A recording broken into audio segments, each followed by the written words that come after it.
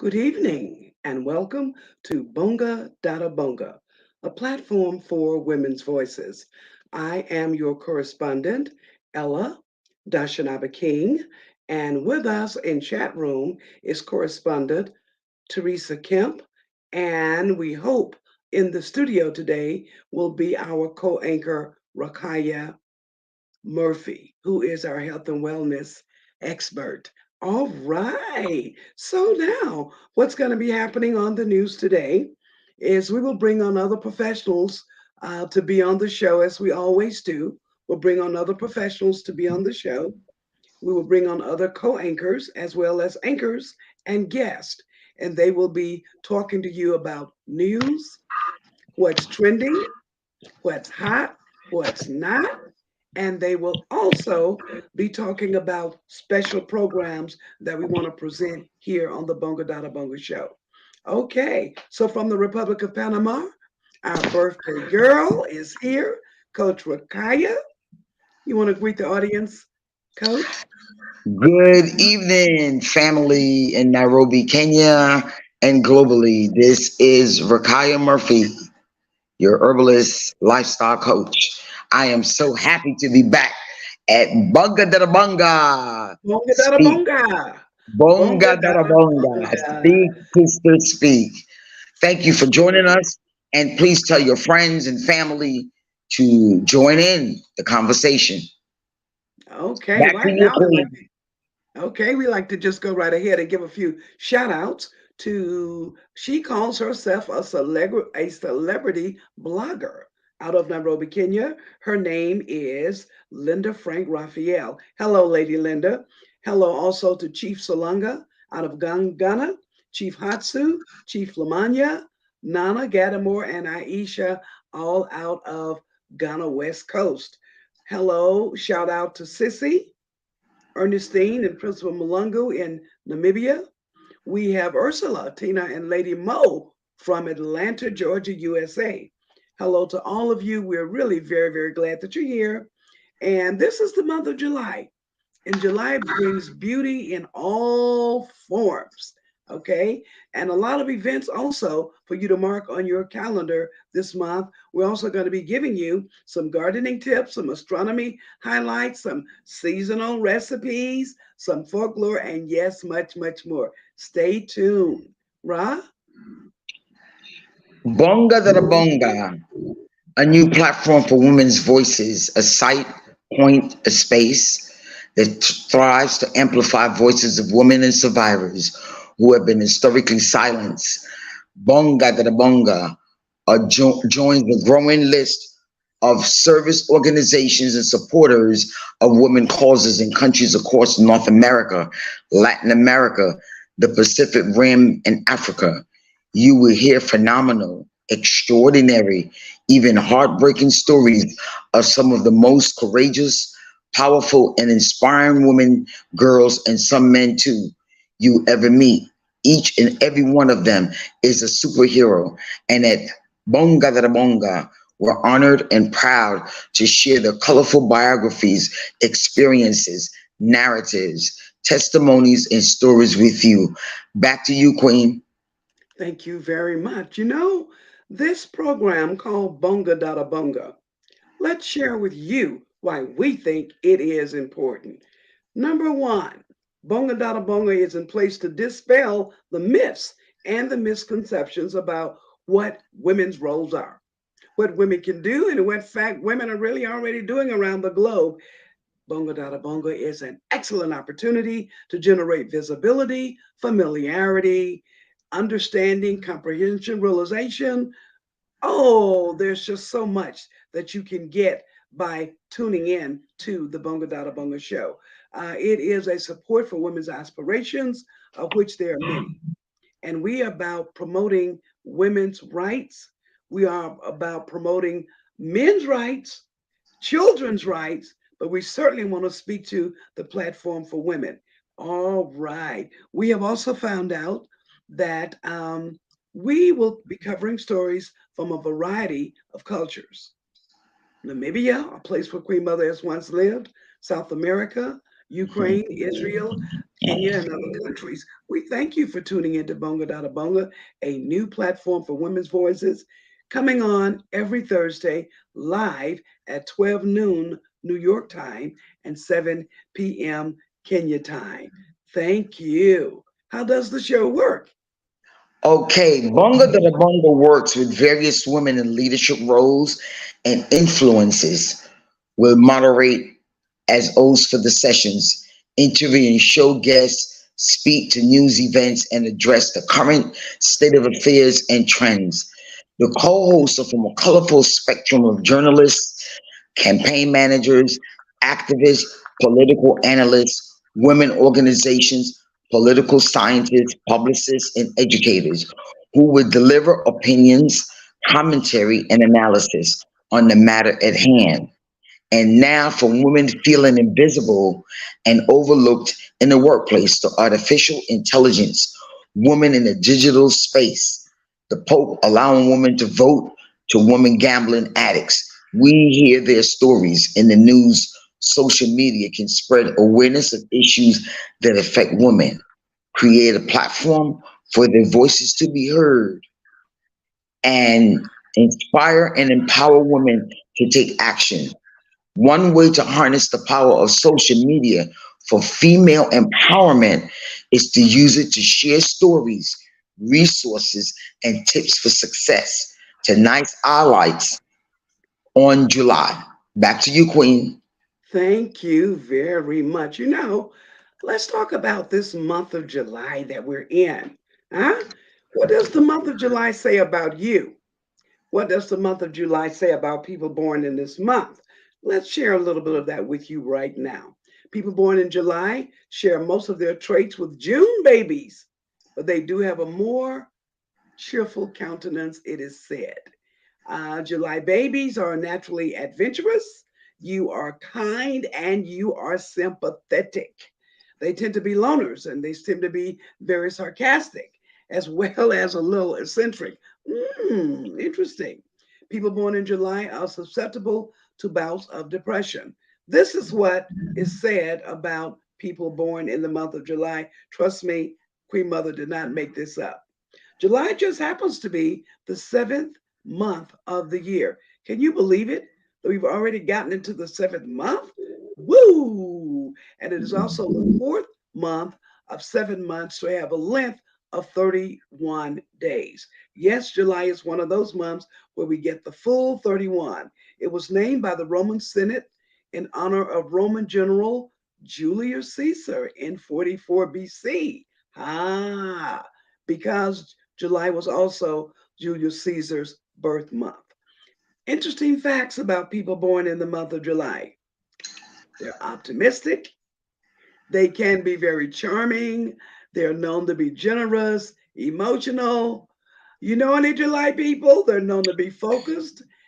They cherish their loved ones very much.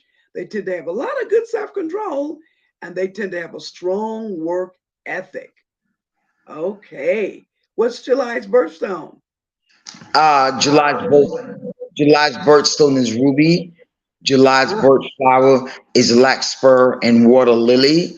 Astrology zodiac signs of July: Cancer and Leo. Cancer June 22nd through July 22nd. Leo July 23rd through August 22nd. Summer is the season when the earth is filled, tilted towards the sun, giving us longer and brighter days with ah. lots of sunshine. It's the perfect time to swim and cool off in pools, lakes, or the ocean. Remember to always swim with a responsible adult and follow safety rules. Follow Summer safety is rules. Summer is when many fruits like watermelon, Mm, strawberries, peaches are the juiciest and tastiest. Enjoy mm. these delicious treats while they're in season.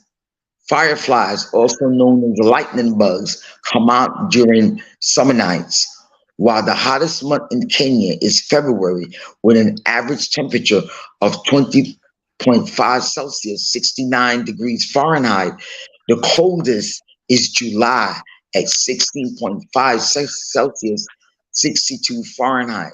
with the most daily sunshine hours at 9 in February, the Hmm. wettest month in April with an average of 130 millimeters of rain. Whoa. Wow, that's right. Back to you, Whereas the Tony. US is having summer in July, Kenya is having winter in July.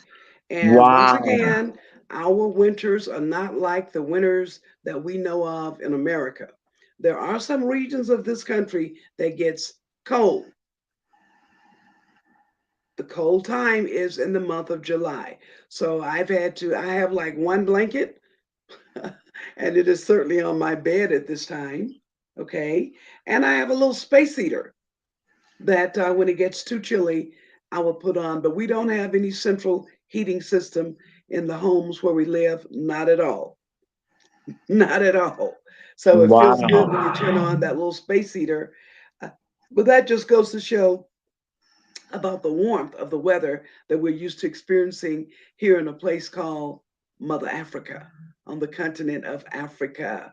All right, we're going to switch reels just a little bit here, and we're going to go. I've got one big article for you today in Women in the News. Women in the News. Ricky Valerie Cole. Ricky Valerie Cole has made history as the first transgender woman to win the Miss Netherlands beauty contest. It's the first time in the Dutch pageant's history, 94 years that they've been doing it, that a trans woman has been crowned as a winner. How about that? How about that? I don't know where let me, something's coming up on my screen. Let me push it away for right now. I don't know if you see it, but I'm doing my best to get it off of the screen. Cancel, cancel, cancel. Oh, close. All right, back to you. Now, again, we're talking about the first transgender woman who's won a contest. And it is a woman from the Netherlands. She is 22 years old. It is the second openly trans competitor to take part. All right. And she will be taking part in the Miss Universe in December of this year. Miss Ricky has been speaking to the BBC Newsbeat about beauty, about the backlash, and what it's been like for her in breaking these boundaries. From the moment her name was called as the winner, she says she just simply could not believe it. I was in full disbelief, Ricky stated. The moment they called my name, I was like, oh my God, is this really happening to me? Quote unquote. You're living through a really intense but also energizing period, ladies and gentlemen, and you just want to finish the great final with other contestants. Miss Ricky said that she just enjoyed every single moment of being in the contest, and she wants to really give a shout out and a thank you to all of her haters. Why? Because she said she's dreamed of winning pageants like this ever since she was a child. So we're just taking a moment here today with you talk about this historic landmark. She says her journey started as a super insecure little boy, and now she's standing tall as a strong and empowering and confident woman that she's really proud of. And that I always got the support, she said. She did get support from her family, and she did get support from her friends and her community. And she said she's very happy for that because she knows that a lot of queer people don't have a good queer family. So she's glad that she does have a family. So that's the one piece that we wanted to talk about in terms of our news story to show how changes are, in fact, taking place around the world. As you know, our main story for tonight will be about Roe versus Wade. But this one, I wanted to take a moment and speak on because it is happening here and now. And I got a message from a friend who said it appears that the world is forcing us, if you will, to accept, if you will, these people by all of the rules that are being put in place for them. So I don't know. It's a come see, come saw. What do you say about it, Coach? I don't know what's going on really, but Mhm. they're human beings like everybody else, and Right. if she feels like running for a pageant, and she meets the qualifications, who are we to deny her the possibility? Right. The first thing that we must understand that we're all spiritual beings having human experiences, Exactly. and we're not the final judge. God Mhm. is. God is. God is. Thank you for that. All right. We're going to get ready now to move into our main story for today. And we decided to take a look at Roe versus Wade. Now, some of you may know what that means, and some of you may not. But for the very discerning in heart, we're just going to tell you what it means so you don't have to guess. Okay. US 113410 was the number on that landmark decision from the US Supreme Court in which the court ruled that the Constitution of the United States generally protects a right to have an abortion. So now, it was January 22nd in 1973 where the Supreme Court of the United States did this ruling where they were upholding the woman's right around abortion. However, that rule was overturned. That rule was overturned. Let's take a look at it. Let's see if we can bring that, see if we can bring this particular one up on the screen. See if we can get the whole thing to play.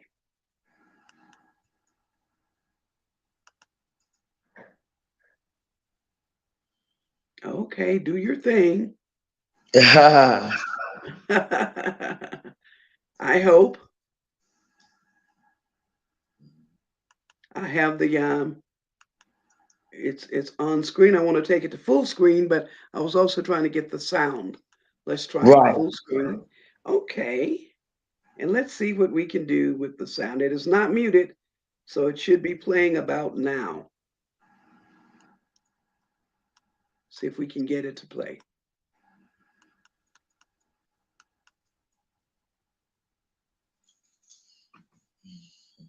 Try it again.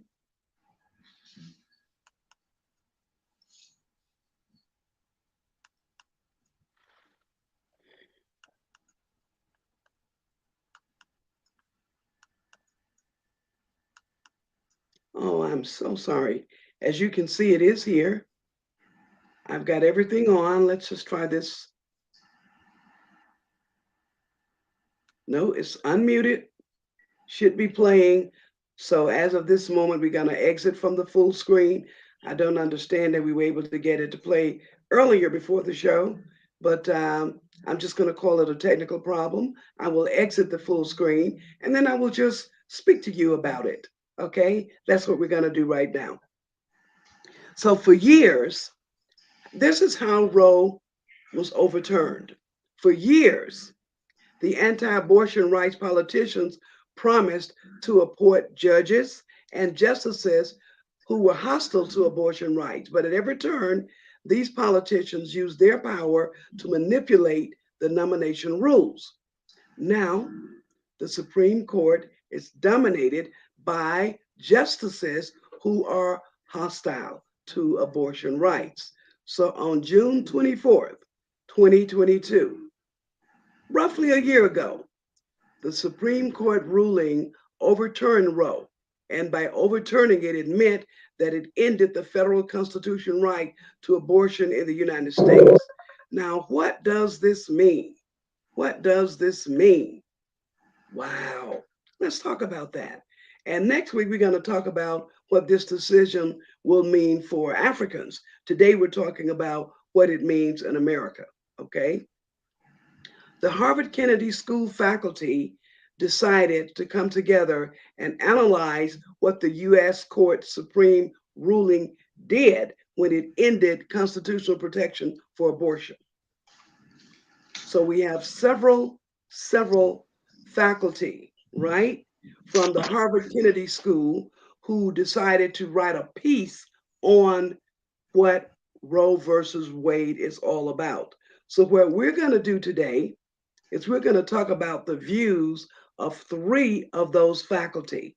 We were planning to do three. Nana may come in and do the third one. If not, I may do the third one. But we're taking a look at what some of the professors have given us in terms of their perspective on what happened with Roe versus Wade. Okay? So that's what we're about to discuss right now.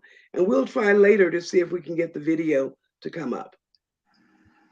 So the first professor is named Erica Chenoweth. Erica Chenoweth. Okay?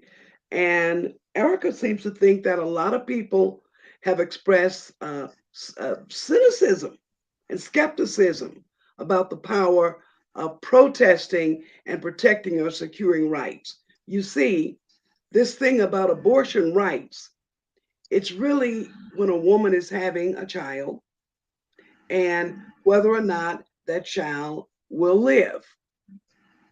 Abortion rights simply meant that if a woman had been raped, in certain cases, she could allow the child to be aborted. But now with the overturn, that's not true anymore. That's not true anymore. Okay. So now, sustained activism in support of choice and reproductive justice has led numerous states. Numerous states have been in support of choice and reproductive justice, like Massachusetts, for example. Massachusetts enshrined their abortion access, they did it into law. This provided a powerful backdrop against which that particular state could use for the total removal of abortion access in the United States, regardless of Roe. So, what we need to think about, okay, according to Professor Erica, is we need to think about not only what happened because of mass movements in the years preceding Dobbs, but also what was avoided. What was avoided? What did we do even before Roe versus Wade? There was a 2017 Women's March, for example. It was their opening salvo in a period of mass mobilization against Trump's agenda that drew millions of Americans. But women, undocumented immigrants, people with disabilities, youth, indigenous people, Native Americans, Black Americans, civically, we were all engaged and organized in unprecedented numbers. Effectively, our organization and our mobilization did have to curtail and delay some of the most troubling encroachments on the rights. But this was all during the Trump presidency. Remember the so called Muslim ban and the GOP attempt to end the Affordable Care Act? There were many towns and cities that had large women's marches in 2017 and beyond, and they were voting for us to be able to keep the right to abort if we so choose. We're saying that it's a woman's choice, not the government's choice. Okay.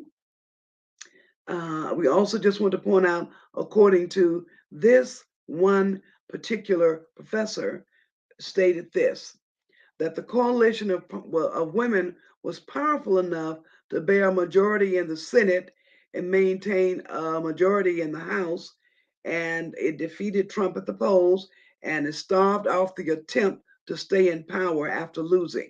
This was called the Blue Wave, right? The Blue Wave was directly responsible for allowing Congress to hold the line on the peaceful transfer of power in 2020, which was certifying the election on January 6th, despite a coup attempt by Trump, which a sizable number of GOPs did support. Had Trump succeeded in winning the election or seizing power, it is likely that we would not have a nationwide abortion ban signed into law, and perhaps upheld or having it affirmed by the Supreme Court. Now, one of the reasons why we wanted to go into talking about what is Roe versus Wade and what it really means, we want you to know that a lot of this was literally voted on.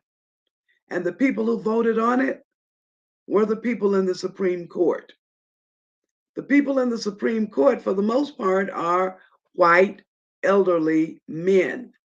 We do now know that we have two women with the Supreme Court, one black woman and one white woman. But basically, these are men who've been making these decisions about the women. So when it came before the board in 2022 and got rejected, it was that board of 7 men and 2 women. Okay. What else do we want to point out about this? That the developments and the rightward swing in judicial appointments and the ascendance of anti-abortion politicians in dozens of states over the past two decades can be chalked up to effective organizing. So what we're saying is women have been successful in organizing in various states to keep it as it is. But over this past year, it was just June last year when the thing got overturned. And from June last year to June this year, women have been out in great numbers hosting their various, shall I say, hosting their various programs or their various protests. Okay. So now, if anything, we must continue the fight. I don't know your personal views on abortion, but the reason why women are fighting so hard for this is in many cases during the abortion time, when women have to abort, it's usually something that could be more life-threatening for the woman, or it could just be a simple case of the woman being raped. I don't know about you, but let's just think about that for a moment. If you were raped, would you want to have that baby? Think about it.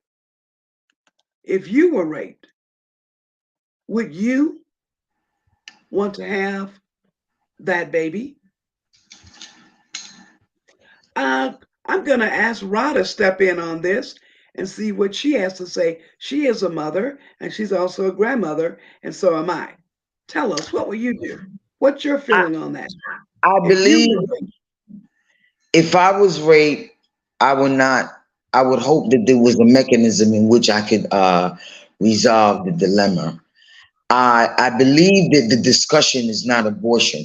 I believe that the discussion is the limitation, and that the discussion should have been the limitation in which an abortion can be performed, except in if there's a genetic problem or rape or safety, the health of the mother. I believe that an abortion has been used in America as a means of birth control, mhm, reckless irresponsibility. And so the discussion, the woman would have won had we taken the banner of discussing and limiting the period of abortion, the window of opportunity, which mhm, is the 1st to 6 weeks.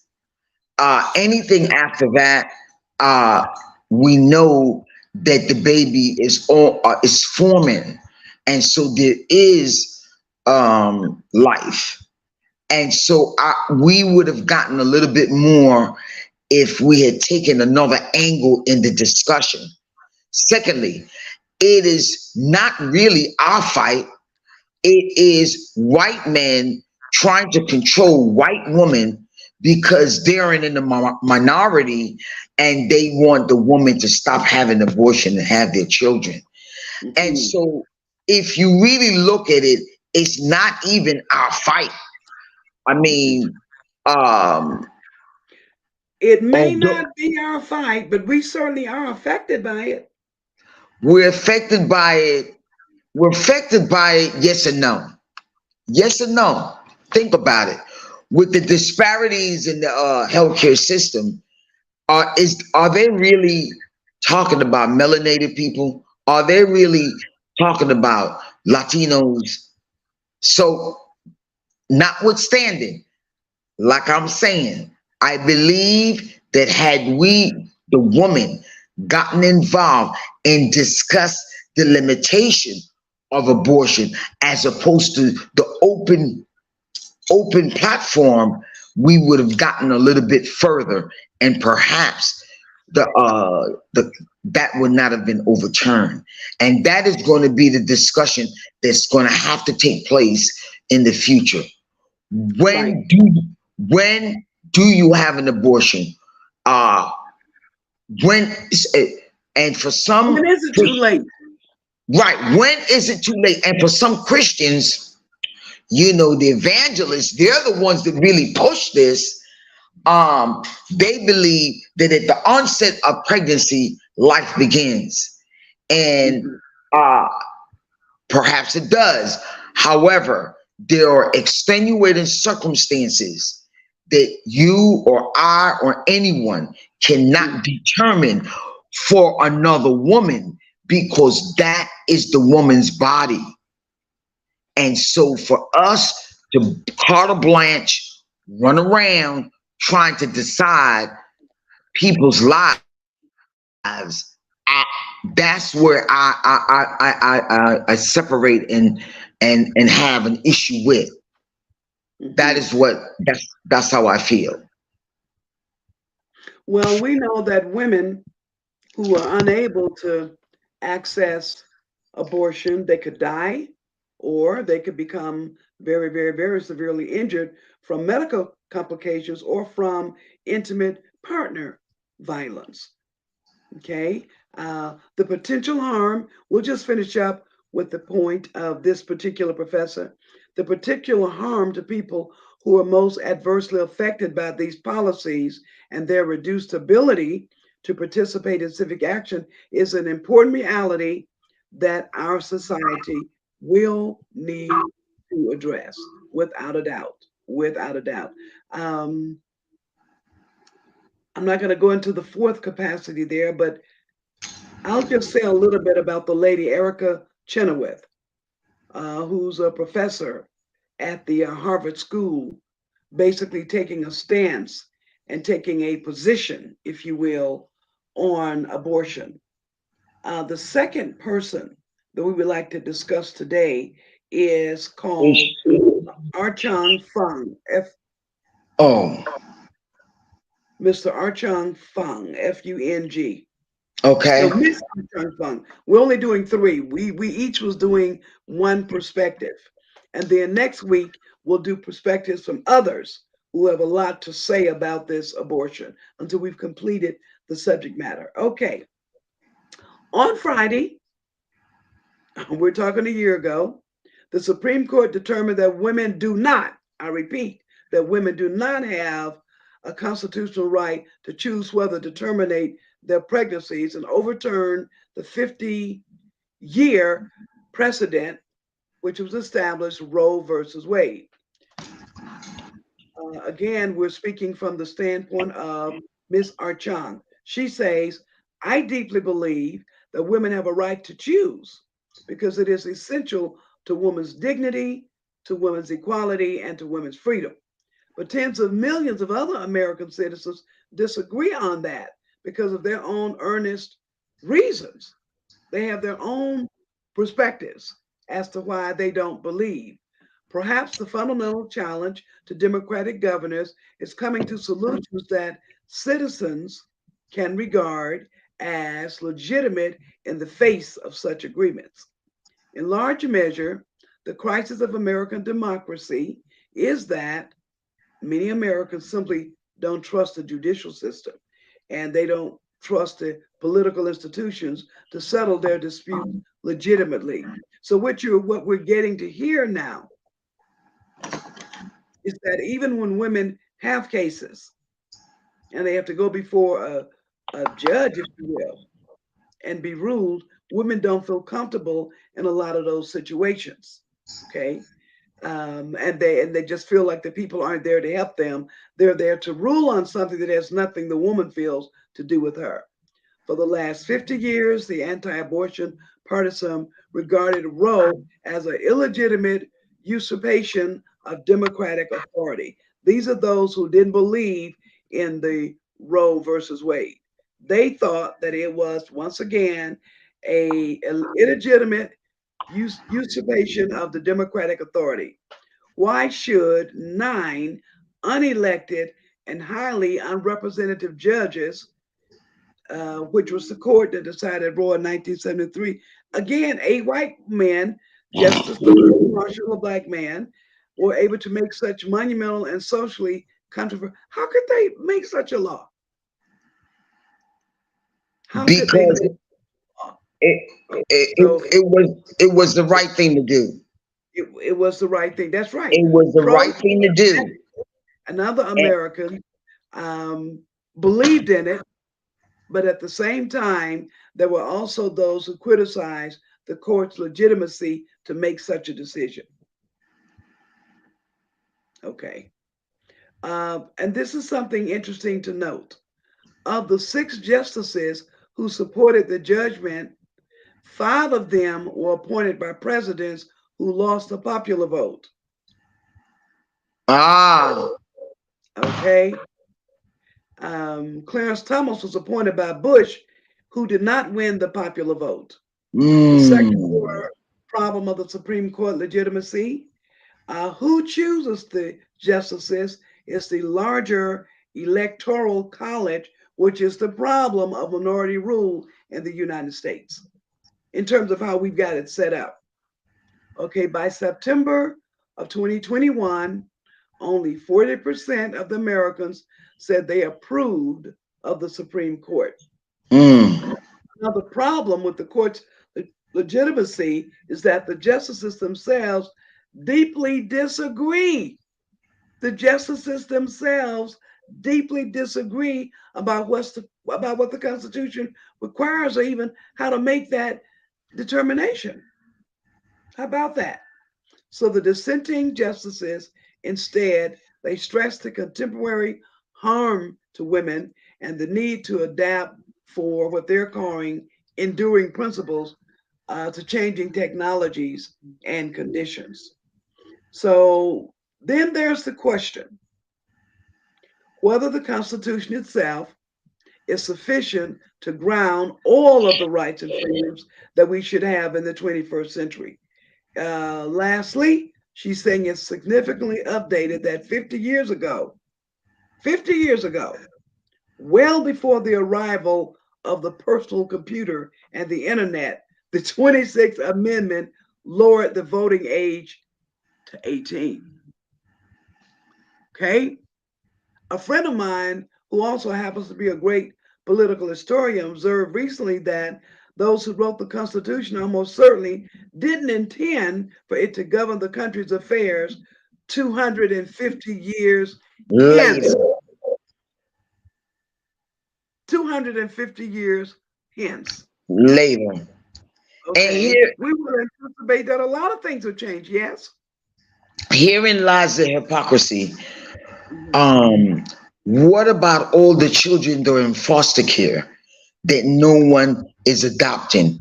What about the teenagers that end up in foster care, abused, sexually molested? Why aren't we dealing with the educational system that's bankrupt? What business? What is the real intent of them coming now in the present 2023 to disturb, upset something that has been in motion all along?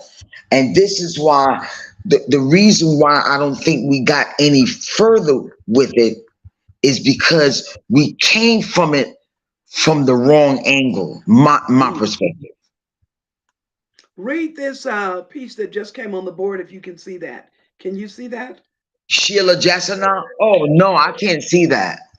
Okay. So it's saying each woman has the right to decide on Yeah, her personal medical care. She should have an unbiased medical professional advice, and she should get a second opinion of a totally different medical profession.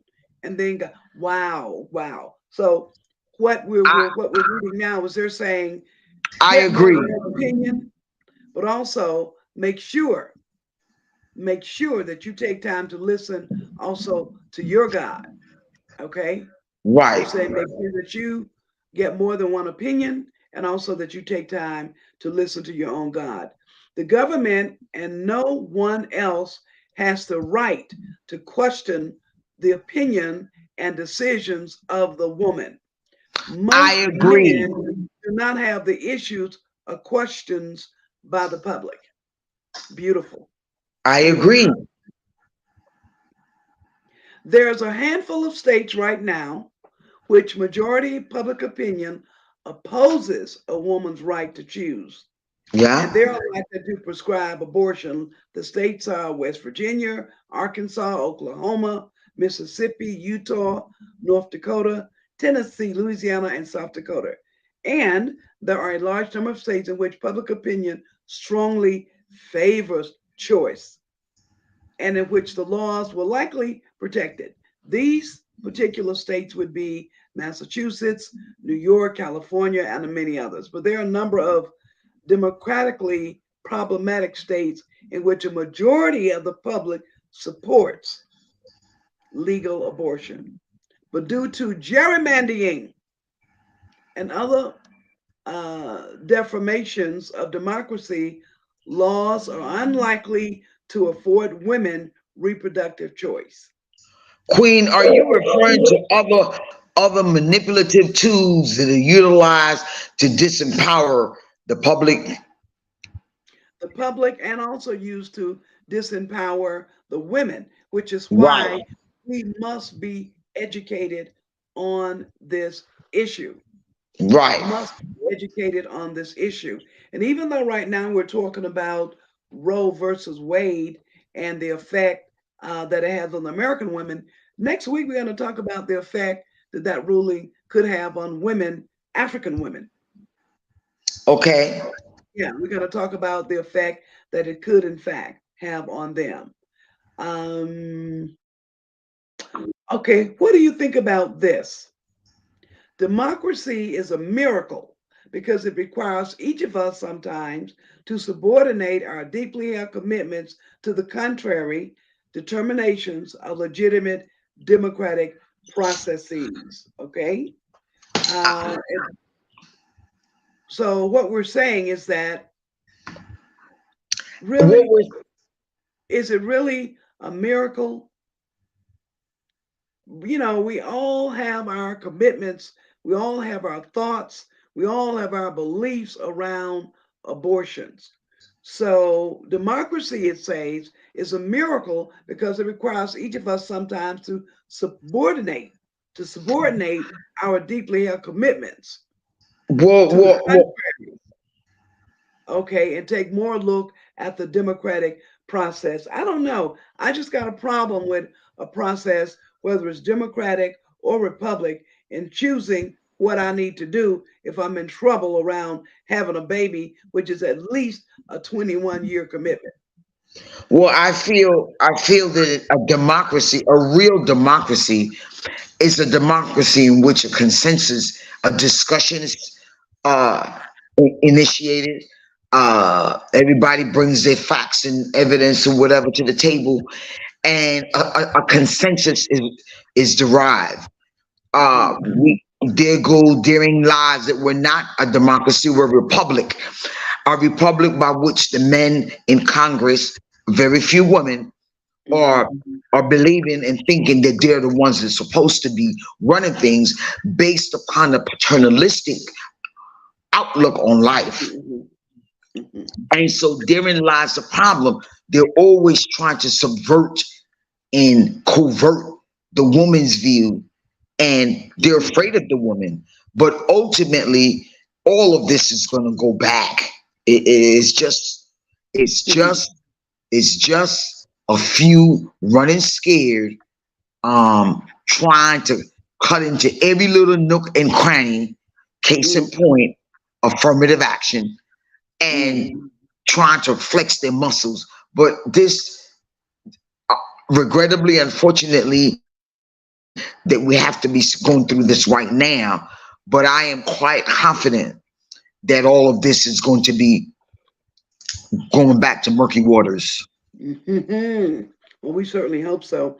We have one more point of view that we want to talk about, and Oh, that point of view is from Miss Sheila Jensenoff. Did you get a chance to check her out? Sheila Gentleman. Yeah. For any woman who grew up as I did in the decades of expanding women's rights, the majority opinion in Dobbs versus Jackson Women's Health Organization lands as a monumental act of anti democratic backsliding. A high Mm. court of 6 men and 3 women, representing a small slice of this nation's intellectual, moral, and gender diversity, has handed down a decision that rolls back 50 years of growing control by women over their bodies, selves, and life choices. It ignores that have reshaped how we Mm. think about reproduction and the meaning of life, as well as the degree of control we feel entitled to exercise over aspects of biology and differentiate the females from males, grounding a decision in a perverse male's historicism, as if one can write into law attitudes toward life crafted centuries before current biological and social understandings, is a form of anti-intellectualism that has no place in democracies committed to protecting the lives and liberty of all their citizens. That said, we Mhm. who dissent from Dobbs must not fall into the traps laid by this Supreme Court and the cheering pro life lobby by framing abortion solely as a biological choice. This is not a moment to be pressing for the right to terminate pregnancies per se, let alone for technological workarounds such as the morning after pill or medicated abortions. Despite their practical appeal, we need more urgently to seize back the political discourse on life that has empowered this court to present a massively retrograde decision as it, as it if it stands on moral high ground. Wow. The life, quote unquote, the Supreme Court and its supporters presume to speak for it is a life stripped of connection, purpose, and meaning.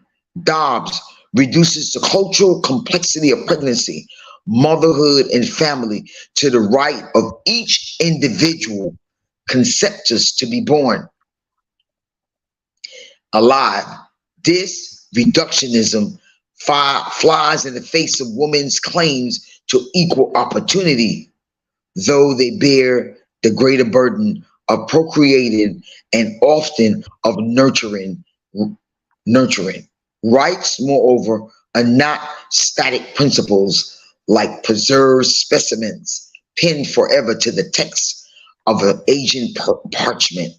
Rights evolve, they're reframed in in keeping with our knowledge, our capabilities, and our aspirations.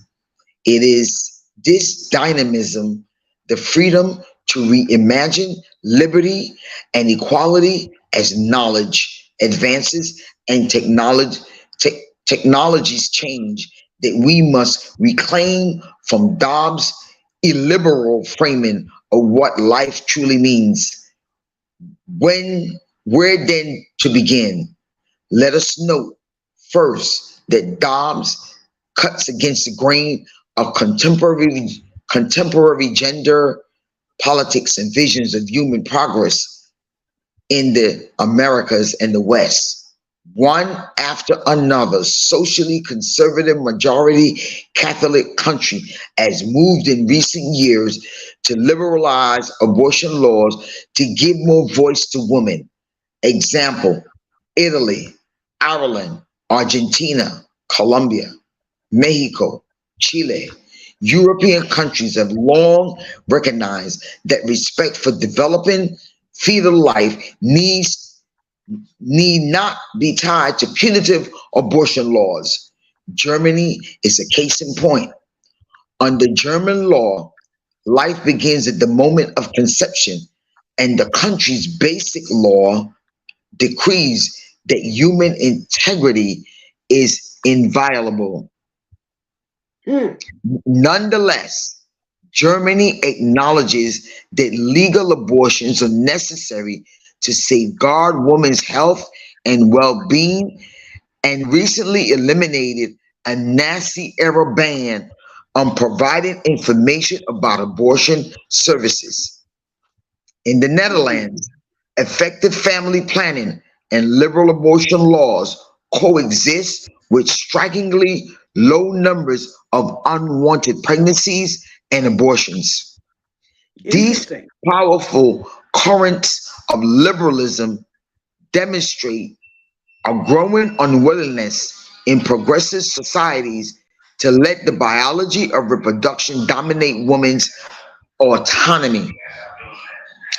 They show that we can insist on modern rights to have children we want and can care for, to not have children if that is our choice, and to Hmm. take back the night from the darkness of Dobbs through a politics that is both pro choice and, in the fullest sense, pro life. Sheila Jansenoff is the P. Futzheimer Professor Professor Swain. of Yeah. Science and Technology Studies. Back to you, Queen. Thank you very, very much. So now I know this may sound a little um, difficult as we're going through it, but this is something that we have to pay attention to, whether you are a mother or not. You know, I can recall being in the classroom where often students may come to you and want to take you into their confidence to share something that's going on while their parents have paid money for them to be in school. We find out that they've been doing other things. And so the question becomes of telling the parent that the child has become pregnant, the girl having to deal with whether or not the boy will still accept her, um, and the other choice as to once you've medically been looked at, whether or not the child is healthy. It's just so much more to look at and to deal with. But what this particular uh, Sheila Jansenoff is saying is let's stay open. Let's stay open. And we're going to be talking more on this subject next week. And as we pointed out, we will talk about what Roe versus Wade could mean to the African woman living on the continent. Okay? I also believe that what Janssenoff is saying is that for us to close the door like that now leaves women to to go back to the dark ages of performing illegal abortions and doing things, taking things that they're not supposed to, just threatening now not only one life but two lives. Hmm. It also leaves opens the door to the Supreme Court now trying to be play God and take over all of our lives in every aspect of it. And so I believe this is what she was saying. And then she gave examples of various other countries that have taken on the choice, the decision to allow the woman, to give the woman the discretion, Hmm. and based on her faith and beliefs and morals, she has the ultimate choice to decide nay or yay. Right. But Some of So us there are are, those, yeah. some of us, I believe, are trying to play God. Hmm. Very, very, very much so. Very much so. As we round out the Bonga Dada Bonga show into our last 5 minutes of the show today, um, Coach is going to give us some announcements and then we'll wrap it up for today. Soul Vegetarian Restaurant, good to you and for you. Number is 0742-654-810. Cooking classes are also ongoing and available. Lucille's Kitchen, sweet potato pie and other mouth-watering treats. Mm, Call 0732-567-327. Miss Aisha Dafala, Kenya's blood ambassador, reminds you to please visit Depository Bank near you and donate blood. Kenya and the world needs it. The yes, it does. enlightenment of discipline practices that strengthen our ability to weather the challenges in life. Here's the free link: http semicolon Oh, black colon. slash black slash discipline dot life backslash. Woven into the fabric, a book purchased via Amazon by So high Teshe, SD. yeah, Isabel Hayes Farrell. Join the awareness and fight against human trafficking. Heart, HAART. Contact 254-738-506-264. Email is also available. Be a part of the journey. Google Vanita Discovers Africa 365 and follow Benita her. discovers Africa 365.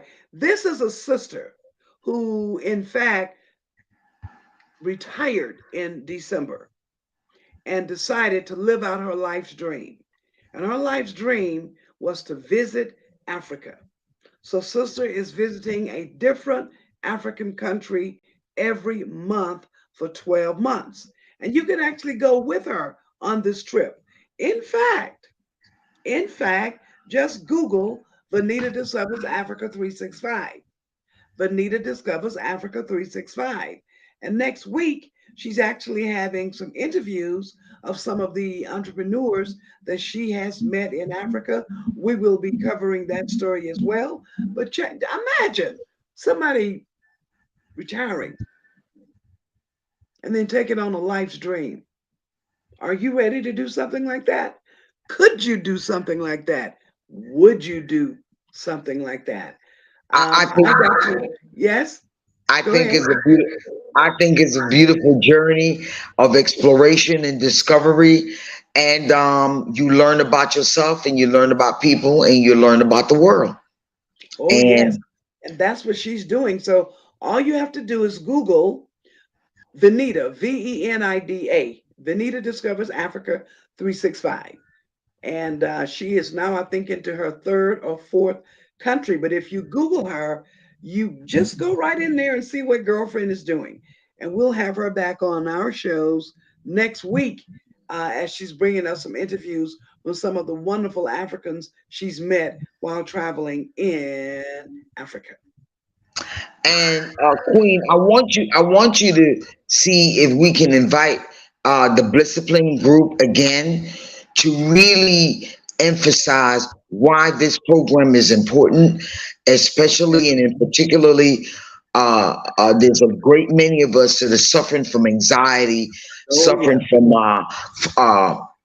depression, and suffering from a loss of hope, and Hmm. also other mental issues. And I believe that Blissipin and the Breathing Institute for Living and breathing, or and being plant based, or three or four tools that we have given to you all free of charge. Bonga Dada Bonga, Queen Mother Speaks, and the diabetes class is offered every Tuesday. But I took a summer break. Sorry, and I don't. We don't charge for those things. I really believe that if you, I suggest that you get on board and take advantage of some of these because it may not be available tomorrow. Okay, okay. Let me say that she let us know that the diabetes support group is on leave over the summer months, but know that Teresa Kemp, also known as Nana Afua Adezua, is on tour promoting her books. She Yes. will be in Oklahoma next week. We will be having presentations coming from her live. She's actually going to be in Black Wall Street, y'all, in the real Black Wall Street over in Oklahoma. She'll be visiting the Black Wall Street Museum where she'll be presenting to the children. She's got about 3 or 4 engagements. We're going to be posting them all week long on the Bonga Dada Bonga show, as well as the Queen Mother Speak show. Once again, we thank you for tuning And in. Queen, 1 second. Please, Uh, sure. BF Suma supplements available. Call 0796 509 965 to order. The Suma Right. supplements, and I've heard awesome things about it. I'm going to have to get a bottle. Please Thank you. do. I am a distributor of the BF Sumo products, and I am using them regularly, and I'm enjoying them. And you look Okay, energized, by the I'll way. be able to. Yeah, everybody's telling me, so I'll be able to give you some Yeah. updates in just a little bit. But yeah, we are doing the BF Sumo. We're doing something else as well, but we won't speak on that one at this time. We'll go ahead and close out the show Okay. officially. Thank you again for tuning in, Coach Ra. Thank you for being with Bonga Dada Bonga. And we look I am forward happy to to being be with back. you again on next week. Again, this is Bonga Okay. Dada Bonga. Thank you for tuning in. I am your correspondent, Ella Dashanabe King, and your co anchor is none other than the health and Rakia wellness coach, Murphy. Coach Rakia Murphy. Murphy. Thank you. Glad to be here. You Thank guys you. have a blessed week.